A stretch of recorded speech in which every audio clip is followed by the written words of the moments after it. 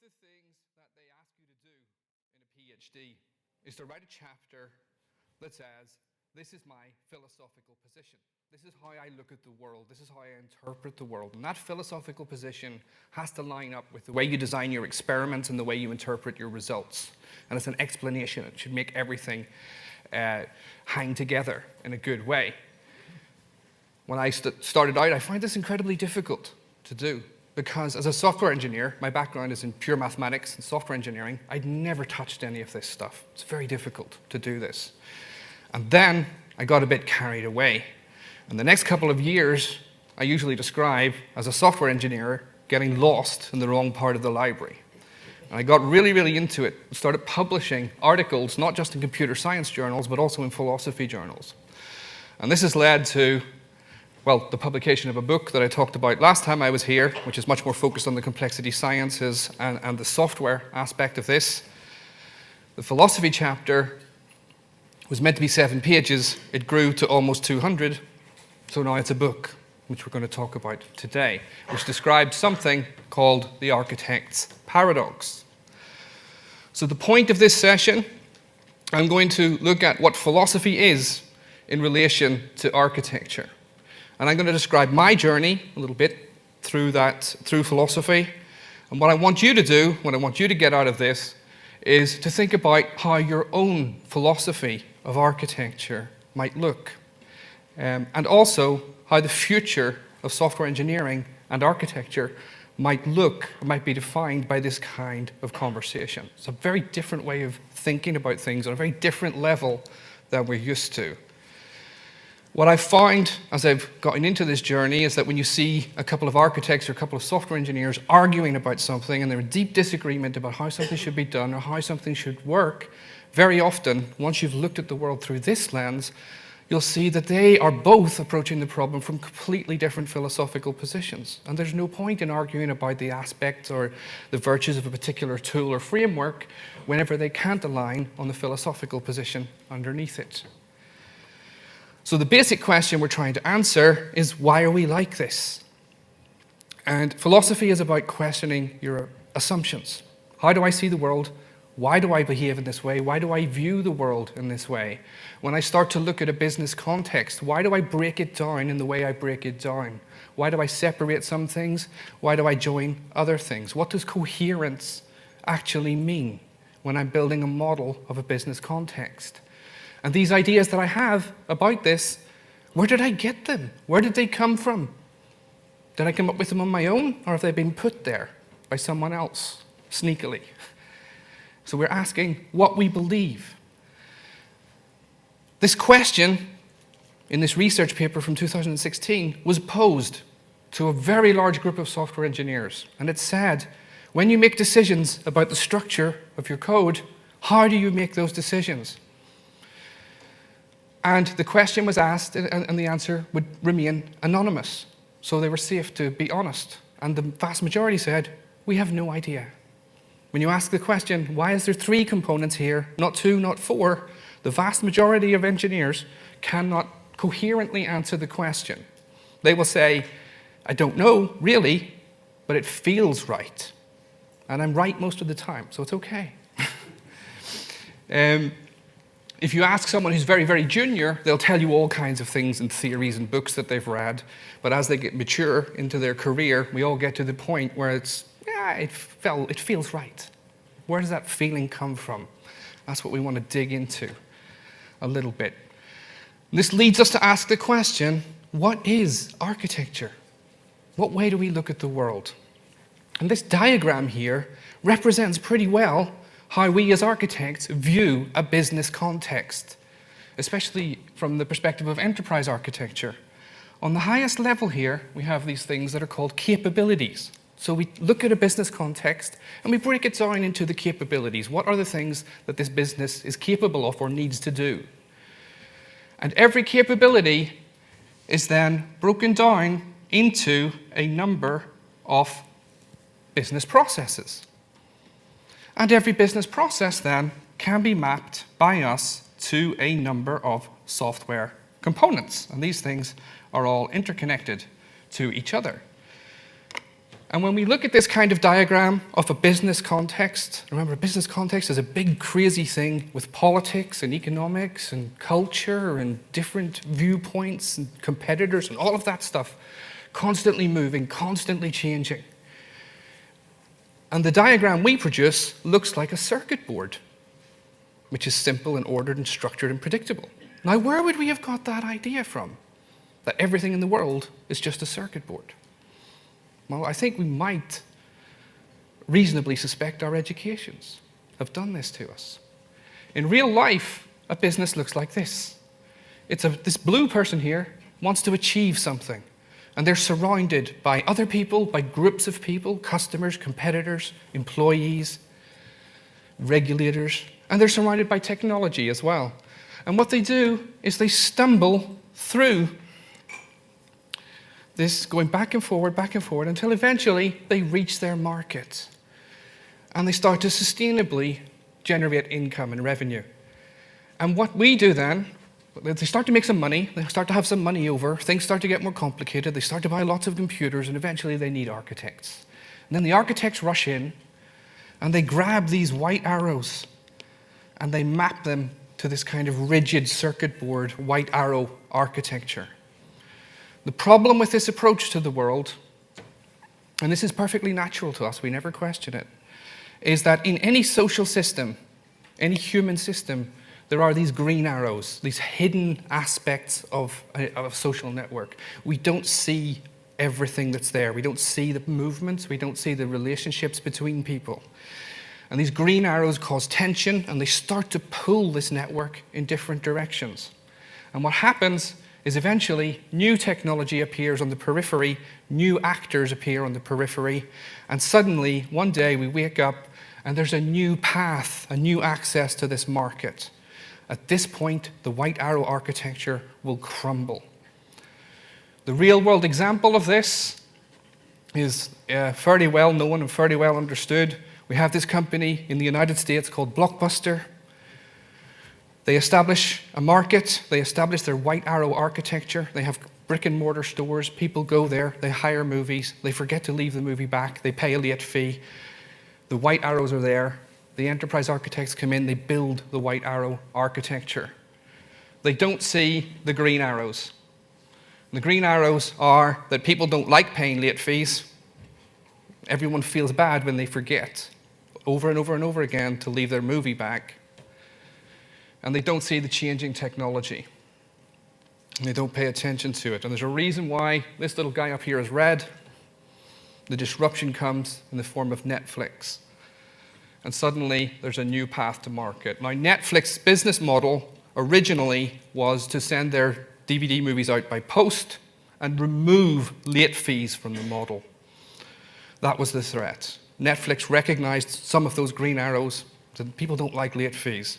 Netflix used that money that they generated to reinvest and build a streaming system. By the time Blockbuster realized it was too late. So they go to their enterprise architects and say, can we turn our white arrow architecture into this so that we can compete? And they said, yes, we can. But it's going to take 18 months.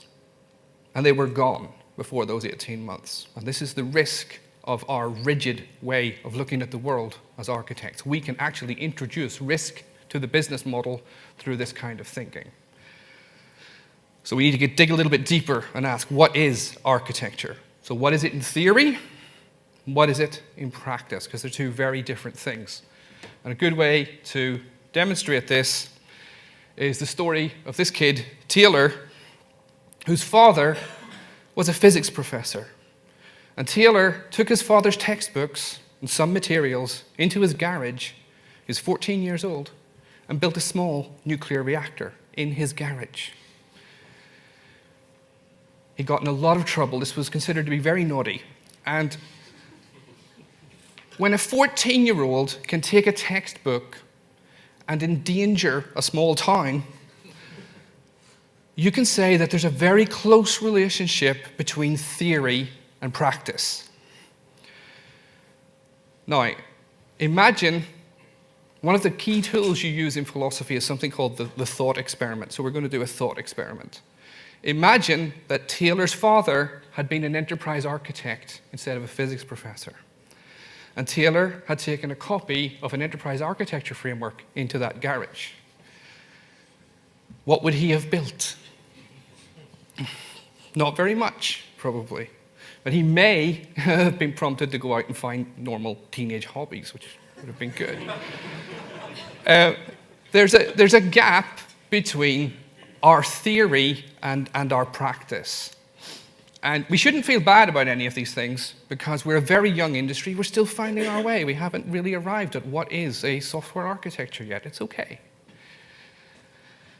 What is architecture in theory? Well, if you talk to architects, they'll say that architecture is about working in a structured way. Our job is to introduce structure to an application. And we've all, at some point, studied or met computer science. And so we believe that what we do is scientific. It must be, it has the word science in it. And therefore, because it's computer science, it's also mathematical and rigorous in that way, and analytic and rational. But you don't have to work very long to realize that this isn't at all true. Architecture, in practice, is mostly sheer panic. As everything moves and changes and bubbles around you, the structures and the models and the concepts that you develop are constantly collapsing and having to be rebuilt. And this is stressful because the expectation is that we should be working in a structured way.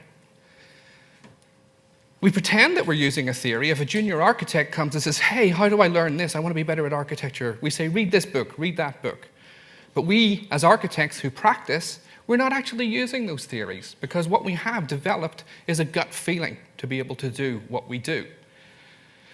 And the symptom of the fact that we're not actually using these books is that when we're asked, how did you make these decisions in this system, we don't really know. We can't really dig into it. So basically, architecture is lying. And don't just take my word for it. This article is from 1986, and it's called A Rational Design Process, How and Why to Fake It.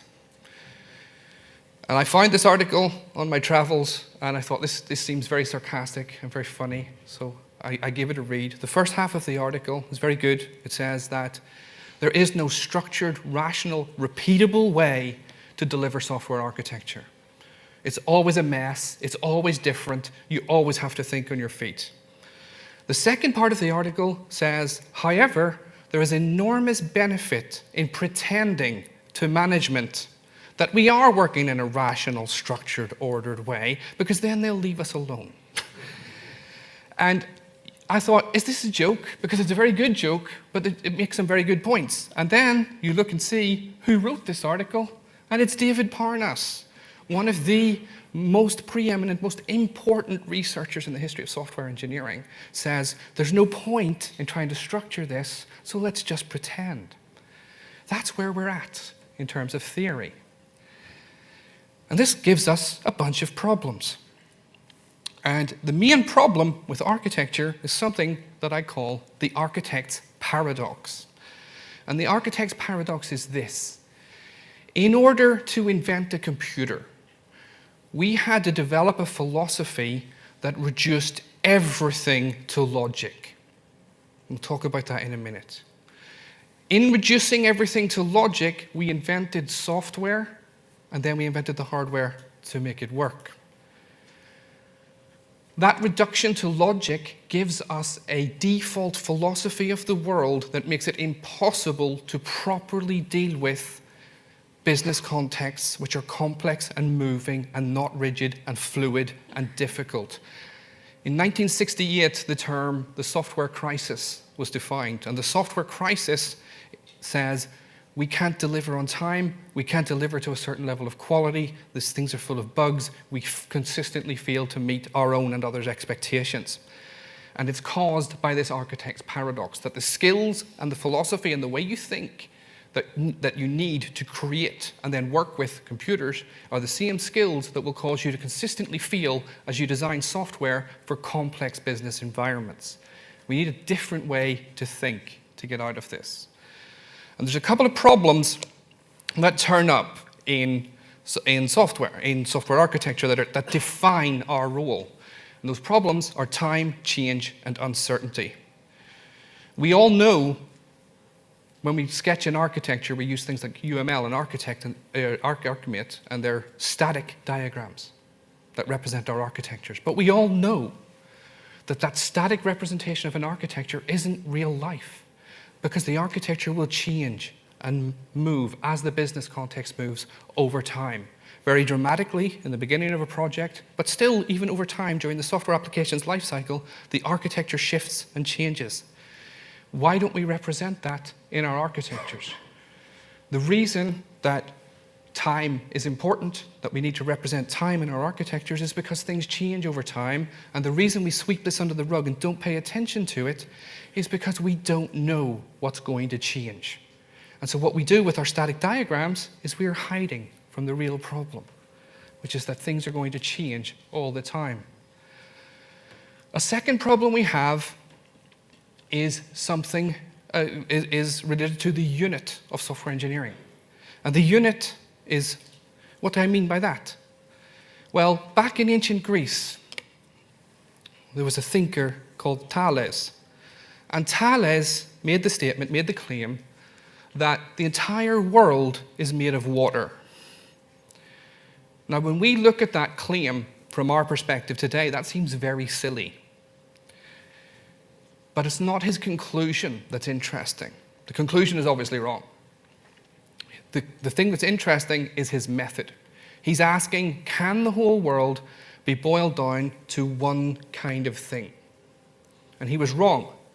And his contemporaries and some people later on, they came up with different ideas about what the world was made of: fire, wind, water. Eventually, a philosopher called Democritus comes up with the idea 2,500 years ago that everything's made up of very tiny little particles called atoms. That's an idea that survived for 2,500 years.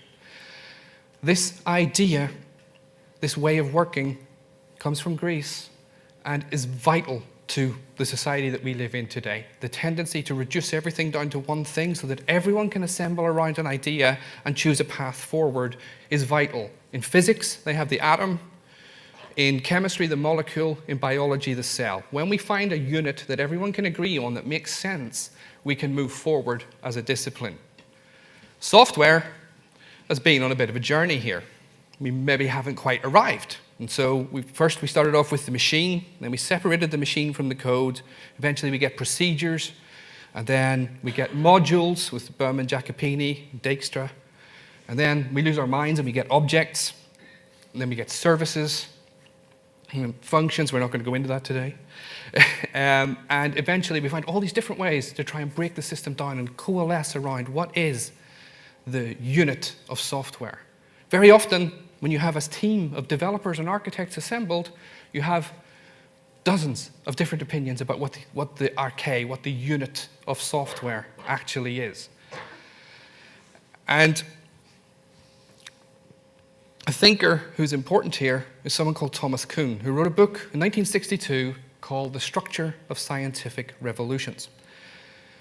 And he talks about how we always exist in a scientific paradigm where there's an accepted view of the world, an accepted set of theories. And as time moves on, those theories start to crumble, they start to break. And we see more and more anomalies, more and more things that happen in the world that don't agree with the theory. Our tendency is to try and defend the theory, try and add little patches onto the theory to protect it. But eventually it gets too much and the whole thing collapses and we move into a new paradigm. In terms of the unit of software architecture, this happens every 6 months, roughly. I'm exaggerating, every couple of years. In 1968, the solution to the software crisis was considered to be discipline, that we needed to be more like an engineering discipline, and so software should become engineering. And we've been living in the engineering paradigm ever since. The anomalies, mostly you will see in the agile movement, who said this isn't working. This way of behaving, the same way that other engineering disciplines work, waterfall techniques, it's not working for us. And it might be time for us to start thinking about, should this paradigm shift? All of the problems that I've talked about, the architect's paradox, the unit, time, change, and uncertainty, they're all philosophical problems. How do we represent this time, change, and uncertainty in our architecture? What's the base unit? Why do we think like this? And to dig into this, we're going to have a short introduction to philosophy. And this is a short introduction to philosophy. It's a very big subject. I've got about 15 minutes. I'm not going to cover any one of the 20,000 thinkers who's influenced us since we got here today. But it's very short. Roughly, you can say that the philosophies that contribute to the way we think of software architecture, they can be termed as the philosophies of stillness. The architect's paradox is created by this impulse to hold things still. The instinct of the architect, of the software engineer, is to reach out into the business context and try to get things to be still, to stop moving. And that gets us into trouble because those things keep moving anyway and our software breaks. It's called model drift. Our model of the business stays static, the business keeps moving, and the model breaks, and we based our software structure on the model, so it cracks too. We like to think that we're on the cutting edge as software engineers. We are on the cutting edge of building the future. But these discussions are thousands of years old. This has been going on since ancient Greece. That's where we got the idea from. 1974, Dijkstra writes an article called On Scientific Thought that has massive impact on our industry. Most people haven't read it, but this is where the concept of the separation of concerns is defined. Dijkstra says you should focus on one thing at a time, hold everything else still while you're focusing on that. So the instinct turns up a lot. If we go back to ancient Greece, there are two thinkers that help us understand the different ways we can look at this problem. The first one is called Parmenides. And he's the guy here in the fancy robes, looks like a project manager, has a project plan, you can see. Parmenides says, everything is still. The world is one thing and it's not moving. The only reason we think things are moving is because we're stupid. It's because we're delusional. Our sensory organs give us the impression that things are changing, but really everything is still and we should calm down. On the other side of the coin, we have Heraclitus up here, who looks more like a seasoned senior software engineer. And Heraclitus says, everything is moving all the time. The illusion is that anything is still at all. Even if something appears still to you, it's still moving very, very slowly, but it's still moving. And he's famous for the phrase that no person ever steps in the same river twice because they're not the same person and it's not the same river. Everything is moving, including us. Heraclitus is also the guy who suggests that, unlike Thales, who thinks everything's made of water, Heraclitus thinks everything's made of fire. So he thinks that everything's moving, he thinks that everything's changing, he thinks that everything's on fire. He's definitely one of us. And there's a choice to be made between these two ways of looking at the world, and both of these thinkers influenced Plato greatly. And Plato chose the side of Parmenides. He chose to keep the world still instead of embracing this world of constant movement. And that choice to keep the world still triggers millennia of thinkers that eventually allow us to arrive at Alan Turing and the birth of software. So we shouldn't dismiss it, but it does cause us some issues when we're designing enterprise software. If you ask the question to an architect, what is your philosophy? You very rarely get a concrete answer, a good answer. And the reason for that is we're just not taught this at university. This has to be a hobby. You have to do this at home on your own. And what happens is we end up with a default philosophy, a philosophy that we carry, but we don't know where it came from, and we don't know, it's in our heads. We don't know who put it in there. It came from somewhere. And there is a default philosophy that if you scratch at the surface of your own thinking or your colleagues' thinking, you will find that there are things we believe, but we don't know where they come from. So if we take a step back and say, where do we come from as software engineers? This is where we come from, and you should recognize most of these names who have defined how we think in terms of software. They all have one thing in common. They have a view of the world that can roughly be called positivism. And their views, von Neumann and Turing, arguably very important to us, worked with and were influenced by and based their philosophies and their ideas on these three thinkers, Frege, Russell, and Wittgenstein. And Frege, Russell, and Wittgenstein promote a philosophy that boils everything down to logic. They have slightly different views, the three of them, about how things work, but the center of their universe is logic. And Turing and von Neumann build on that to produce machines and software that we know and work with today.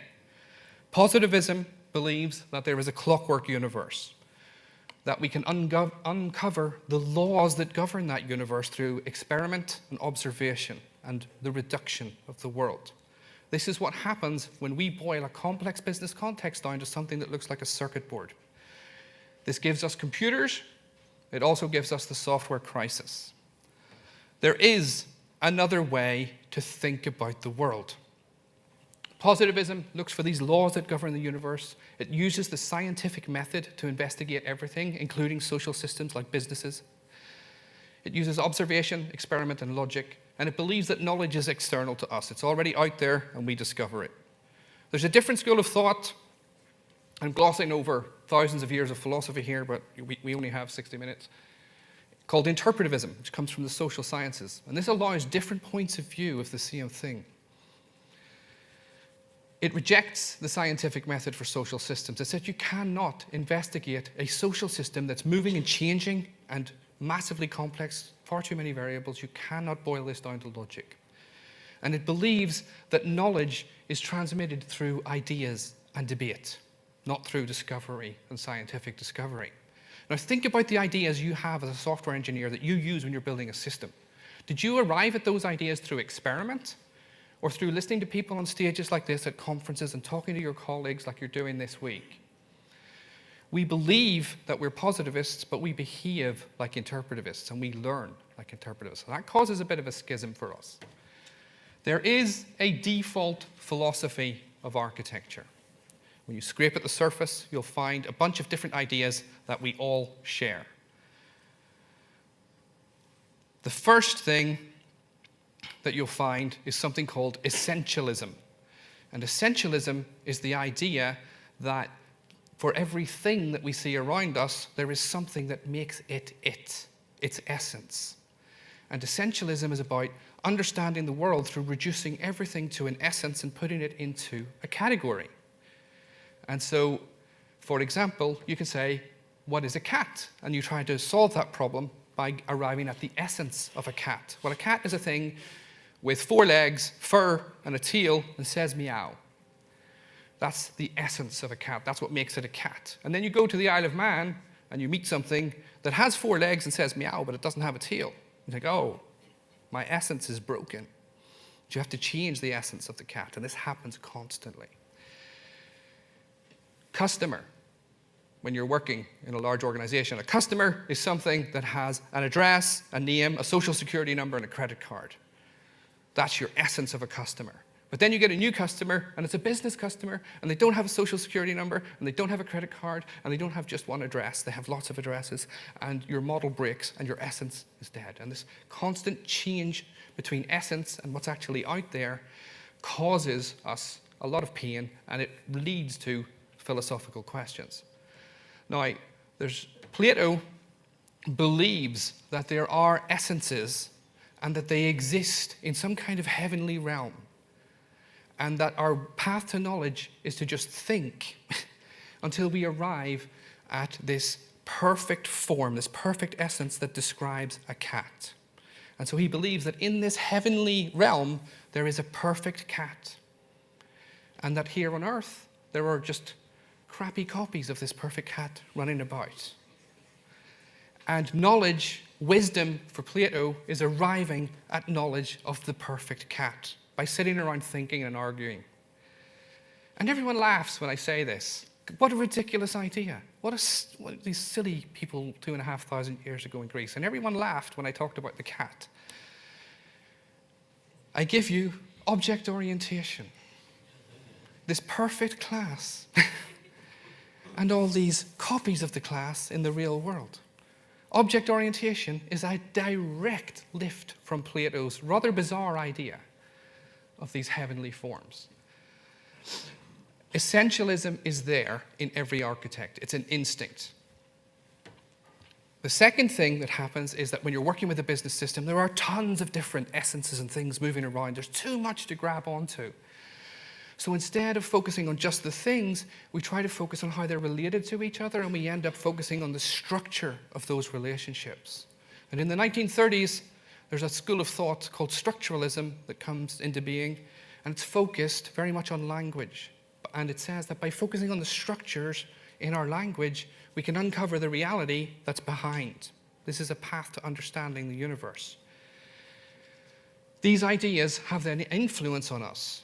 And you can see these ideas in requirements engineering, when we're trying to boil statements down and make them atomic and believing that the requirement specification language somehow reveals the business reality behind it. And you'll see impulses like domain-driven design that say that getting control of this ubiquitous language, modeling things in terms of language, is the way to get control over these complex, constantly shifting realities. The third thing that we believe in is this idea of causality, which is simple causality. The same causality that exists in a machine, in a computer. If A, then B. We believe that this extends to social systems. If we do A, then we get B every single time. That doesn't work in social systems. And it leads to the idea that the world is mechanistic, that it works like a clock, that it works in a way that's predictable and deterministic. And the world just does not follow those rules. And the fourth thing you'll find is a naive idea of what cybernetics is. Cybernetics is something that emerged from a project in the 1940s. And a guy called Norbert Wiener was given a project to automate anti-aircraft guns during the Second World War. And he realized that the way that people do this, if a person was doing it, is that they shoot at something and they miss. And they use the information by how much did I miss by, how fast is the aeroplane moving in what direction, to make their second shot. And this is called a feedback loop. And Wiener believed then that this feedback loop was the essence of these systems. And he tried to boil everything down to that, including humans and machines. And the standard example of this cybernetic system is a thermostat, which adjusts the heat in a building. He believes that that's all we are. And this leads to us believing that organizations are just machines, feedback loops, circuits. This is where the idea comes from, control systems. All of this comes together, as you'll know if you've worked with architects or architecture, in models. We use all of these ideas to produce models of the world around us, which usually don't hold for a long period of time. All of these ideas together I call logical structuralism. Logical structuralism is the default philosophy of a software architect, and almost none of us know that it's actually there. This is how we relate to the world around us. And it's a philosophy of stillness, and it's a philosophy of substance. It's focused on things rather than their movement. What we do with logical structuralism is we take reality and we start to cover it up with our models. And we start to live through the model instead of reality. There's a French philosopher called Baudrillard. Baudrillard. I can't say it right. And he wrote a book called Simulacra and Simulation that's exactly about this problem, that we live through the model instead of reality. This is something we're very guilty of. This book is very famous because of a movie called The Matrix. This is a scene from The Matrix.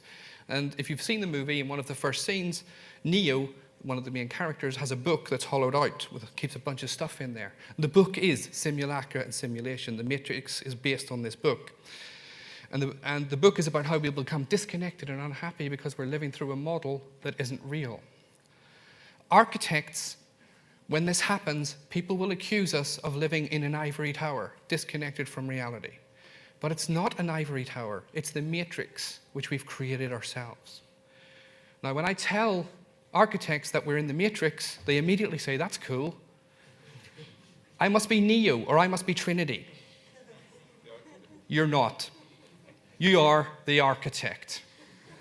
And how do we know that they got this right? The architect looks a bit like Norbert Wiener, the guy who said we're all just machines. This movie does nothing by accident. They really know their stuff. You know he's an architect because he promised utopia in version 1.0. And when it failed, he got annoyed. And instead of changing his mind, he just keeps adding patches. It's not working. So we add the Oracle, we add Agent Smith, we add Neo. We just keep patching and patching until the whole thing collapses. That's a familiar story. And the thing that gets him in the end is that he can't see those green arrows. He fails to predict the impact that love or emotion is going to have on Neo, and that's what triggers everything to go wrong for him at the end of the first movie. He expects things to unfold as they did in the past, and he creates this massive model that obscures reality. How do we get out of this? We're going to have to think a little bit differently. Now, in the middle of the last century, we experienced something which is sometimes referred to as the crisis of meaning. And a bunch of new philosophers with new ideas become very popular and very famous. And we're talking about people like Nietzsche and Heidegger and Jean-Paul Sartre and Albert Camus. And they form a way of thinking which is known as existentialism. And existentialism is very antsy, very worried, very stressed, things that are absurd or meaningless, and says that we have to create our own meaning in our lives. And this challenges the philosophies of stillness. It says that this way of analyzing the world, this way of thinking about essences with logic, it reduces who we are. We have our own version of this crisis of meaning, and it's called agile.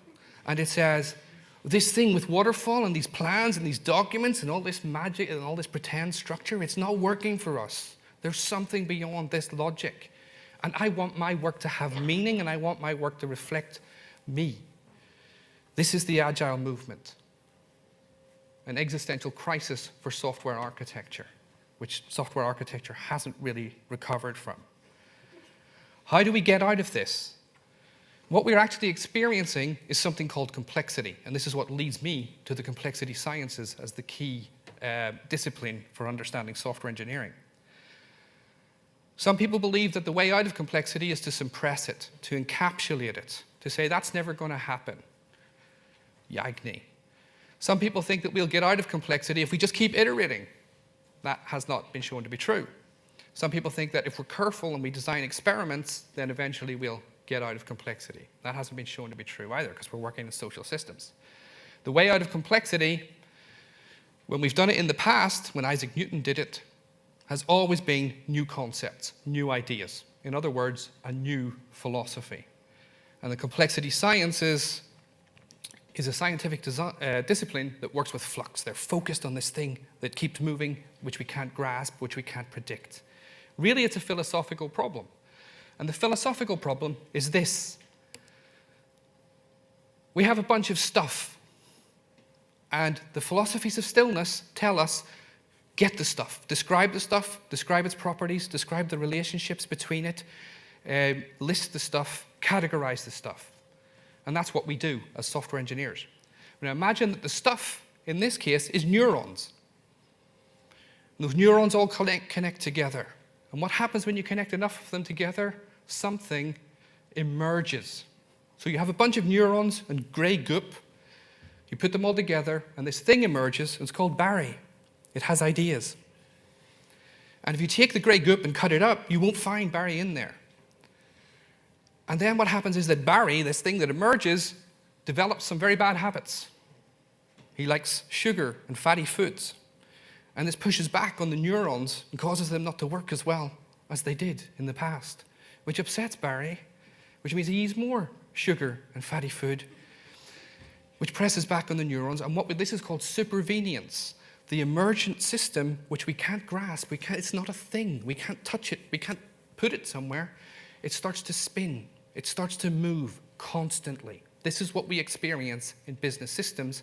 And as architects, our default philosophy tells us just to focus on this bit. And we're missing the most important thing.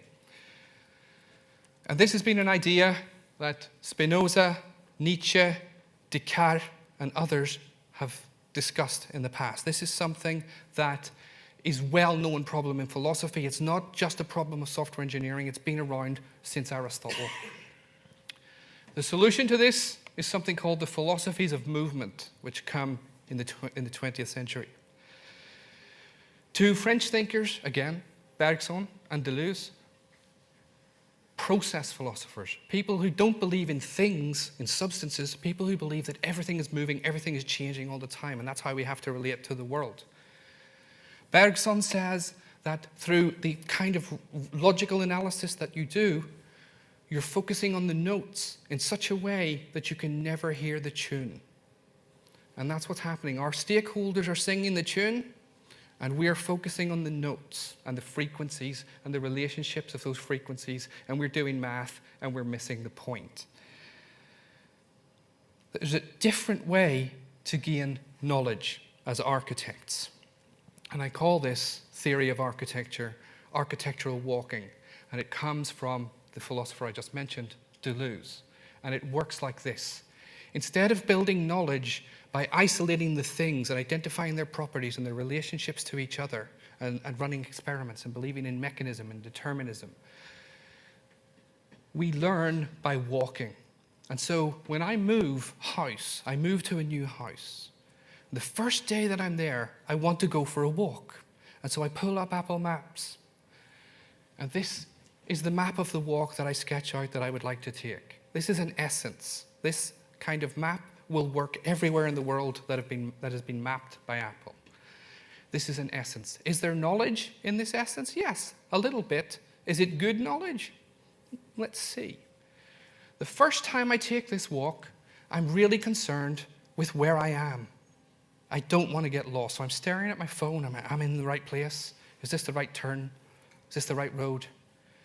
And eventually, then I stop worrying about this. The next time I take the walk, I'm repeating the same walk, but I have a different set of eyes because I'm more relaxed. And I notice that this path on a summer's day is shaded. Now in Sweden, where I live, that means mosquitoes. That means I'm not going down that path. Well, you learn eventually. And so I'm not going to go down there. This is knowledge. And this is a difference, I notice, because every time you take the walk, you're not the same person. It's not the same walk. You notice something different. I take another walk in the winter, and I realize that there's a path here by the water that no one puts any gravel on, so it's really slippy, and you can very easily end up in the water. So I don't walk there in the winter. I realize that in the summer, if I leave at a certain time, I get to see this kind of sunset. I realize that there are certain days where you just shouldn't walk at all. This could also be an introduction to how to live in Sweden, I guess.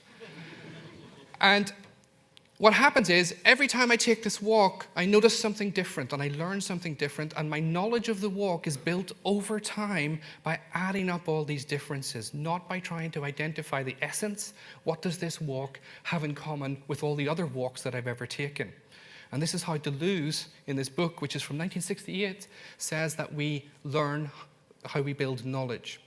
Now, one of the problems in software architecture is that we tend to get together and have these big arguments about what tool or what framework is appropriate, what tool or what framework is going to actually work. And the horrible truth is, if you take any random architectural tool and you say, what percentage of all the successful projects in the world use this tool? And the answer is never more than 5%, because we all do things very differently. And so then you ask the question, is this particular tool absolutely necessary for architectural success? And the answer has to be no, because 95% of projects are succeeding. The problem with this argument, if you follow it the whole way, is that no architectural tool or framework is absolutely necessary for architectural success. The thing that's necessary for architectural success is to walk and walk and walk around the problem. And all of our tools, all of our frameworks, all they do is trigger us to take a walk around the problem with a slightly different perspective. So if you use requirements engineering, the goal isn't to deliver this beautiful, perfect requirement specification that reveals the truth about reality through language. The goal is to walk around the problem from your stakeholder's perspective. If you use risk management, The goal isn't to predict things that are going to happen in the future that you cannot possibly predict scientifically. The goal is to have conversations with stakeholders and think about the problem in a different way. And the way to feel as an architect, and I rescue crashed architectural projects as a career, the way to feel as an architect is to take too few walks around the problem before you settle on the software structure of an application. And so walking is an excellent way, this theory of architectural walk is an excellent way for us to understand philosophically what's actually happening when we do architecture. And it's not as direct and as specific as we think it is. And so what we're actually doing is walking. Another really important thing that comes out of the study of the complexity sciences is the concept of criticality. Criticality is anything, if you can talk about anything as being critical, it's having the property of criticality, is something that has the ability to withstand things that it hasn't been designed for. In software terms, how do I survive things that aren't in the specification? Humans are critical. We can survive things we haven't been designed for. Our societies are critical. Forests are critical. I wrote that before Kent and Beth talked about this concept of a forest, but forests are critical. They can survive things they haven't been specifically designed for. If you're a programmer and you're coming from a programmer background, the focus of your entire career in education has been correctness. And that's good, right? We want our code to be correct. When you step up to the level of architect and you're responsible for the behavior of an application in a context, then it's not possible to be correct because there's no way of grasping what correctness actually is in terms of architecture, in terms of that flowing context. The goal of the architect has to be criticality. And these are two completely different things that we must learn. And so the way out of the matrix is to embrace these concepts. Process, everything is moving, everything is changing, instead of substance, everything is just things. Criticality instead of correctness, differences, and walking instead of essence. And this is a huge philosophical shift. And what this allowed me to do over the last 10 years is to develop an entirely new theory of software architecture, which is written about in this book, an entirely new unit of software architecture called the residue, which captures time, change, and uncertainty. And so by questioning my own philosophy, my philosophical view of the world, I was able to create an entirely different way of doing architecture. And my theory is that all of you can do that as well. By questioning, why do I think the way I do? Why do I believe in the things I believe in? Did I arrive at these ideas myself, or did I absorb them through this default philosophy along with the rest of the wider industry? And if you start to question those ideas, if you start to understand why you think the way you do, why you settle on a particular framework, platform, or idea, then you'll be able to pull it apart and put it back together in slightly different ways. And what this will give us is an avalanche of new architectural thinking, because that's really what we need as an industry now. The concept of architect and architecture are on the cusp of that paradigm shift that I talked about earlier. And what we have to do is ask, am I suffering from the architect's paradox? And be responsible for your own philosophy. Don't just say it's someone else's problem. Whatever turns up in my head, turns up in my head. You're responsible for the way you think about the world and the way you model. By exposing ourselves to thinking outside of STEM, reading outside our discipline, and focusing on knowing who am I and why do I think the way I think, then we can break out of this. And if you control the model, then the model doesn't control you. And that's what we need to do as software architects. A reasonable question that I get from developers when talking about these kind of things is, what am I supposed to do with all this? Am I supposed to get lost in the library and read all this boring stuff? No, you don't have to do that.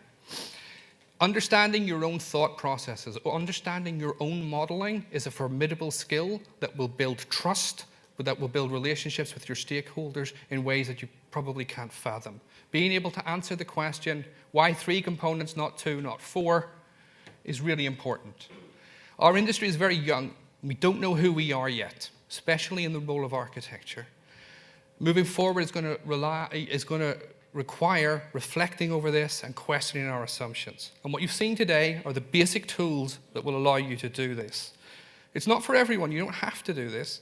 But the people who do this, the people who can take a step back and try to understand the philosophical underpinnings of how they and the wider industry thinks, are going to be the people who carry the next generation of architects forward with new ideas. There is no spoon.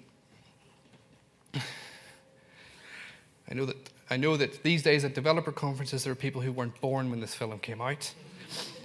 But for most of us, this means that we create the reality around us. And it's up to us to understand how we're doing that, whenever that creation of that reality will be reflected in the software structures that we produce as software architectures. And it's not the spoon that bends, it's only yourself, which is a line from the movie. If you're interested in these ideas, everything that we've talked about here in much, much more detail is in the Green Book, and all the practical stuff about how to actually build an architecture in conditions of great uncertainty is in this book. And thank you for coming. Thank you for listening. I hope you got a nice break from the tech sessions. But this, even though it's not tech, this can dramatically impact the quality of what you deliver as software architects. Thank you.